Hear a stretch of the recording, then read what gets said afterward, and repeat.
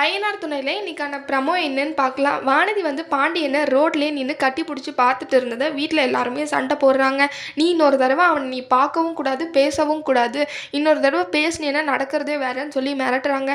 அப்புறம் வானதிக்கு ரொம்பவே கோவம் வந்து வீட்டை விட்டு வெளியே போகிறான்னு டிசைட் பண்ணிடுறாங்க. நான் ஒன்று இந்த வீட்டில் இருக்கணும்னா நான் பாண்டியன் கூட பேசுவேன், அவனை தான் லவ் பண்ணுவேன், கல்யாணம் பண்ணுவேன். அப்படி பண்ணக்கூடாதுன்னு சொன்னால் நான் இந்த வீட்டில் இருக்க மாட்டேன். பாண்டியன் பேச்சை எடுத்தாலே நீங்கள் என்னை அடிக்க வரீங்க, அதனால நான் இங்கே இருக்க போகிறதில்ல அப்படின்னு சொல்லிட்டு வீட்டில் இருக்கிறவங்க கிட்ட எல்லாம் சொல்கிறாங்க. அதை கேட்டால் அவங்க அப்பாவுக்கு ரொம்பவே ஷாக் ஆகுது. ஏம்மா வானதி இருமா, ஏம்மா இப்படியெல்லாம் முடிவு எடுத்துட்ட அப்படின்னு சொல்லிட்டு சொல்கிறாங்க.